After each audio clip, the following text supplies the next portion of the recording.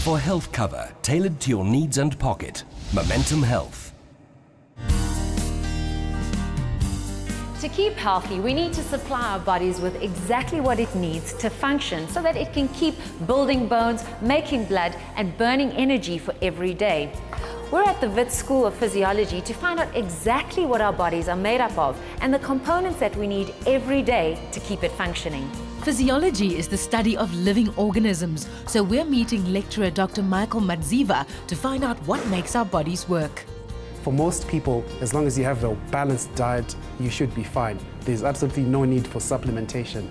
I know that it is pretty popular in this day and age for people to take supplements, but in my opinion, I don't think supplements are necessary as long as you are healthy and ingesting the right kind of food. For some people, it's a lack of knowledge about the components in the diet that are required to maintain good health, and for others, it is simply a matter of the cost, and that prevents people from eating the right sort of diet.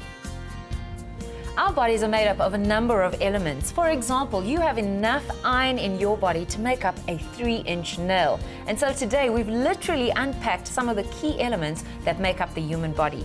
Doc, what do we have here? We have a representation of an average human being. So what we've chosen is a 70-kilogram man, and we're looking at the main components that make up us as human beings.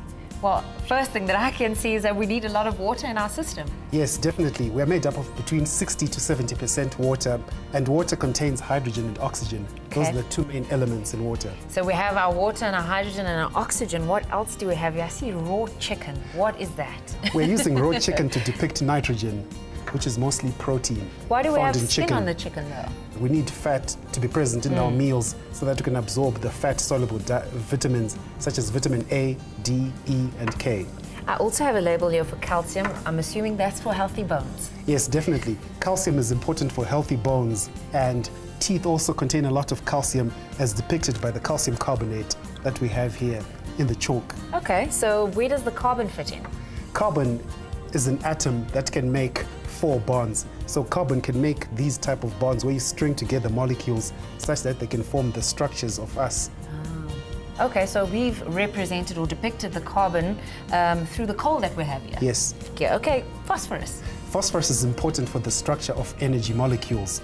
So that's important for energy as well. For energy generation, yes. So phosphorus is represented by the sand that we have here.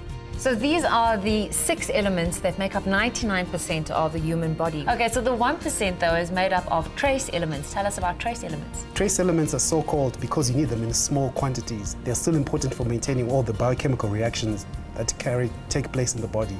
Let's talk about those reactions. I've got here potassium and I know sodium. They work with water particularly well in the electrolyte balance. Yes, sodium and potassium are the 2 most important metallic ions found in the body. They're required to maintain the water balance, as you said, as well as for conduction of nerve impulses throughout our body. What about magnesium? Magnesium is important for stabilizing the structure of ATP, and ATP is the energy currency that is used by the cells to maintain biological reactions. So without magnesium, we cannot form stable ATP and cannot carry out energetic reactions. Okay, so if we need to run, we need some magnesium as well. Selenium, is that good for brain function? Some people say so.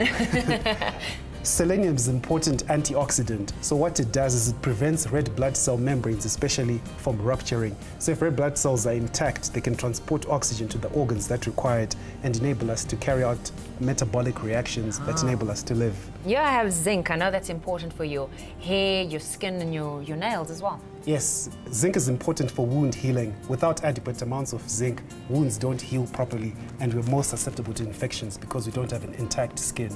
So you can get zinc from dark green leafy vegetables? Yes, that's a very good source of zinc. Okay. In a perfect world, a balanced diet would supply everything our bodies need to function. But the stark reality is that most of us don't get everything we need to maintain good health from what we eat. Taking a vitamin and mineral supplement can be a sensible backup when your diet might be deficient. So Doc, how do I know if I'm lacking any particular vitamin or mineral? For most of these vitamins, they're used for energy production. So one of the general signs or symptoms that people experience is general fatigue and malaise. So if you're ingesting a balanced diet and you still feel tired, one of the things I'd suggest you do is speak to your physician. There might be some underlying problem that you don't know about. Being active has never been more rewarding.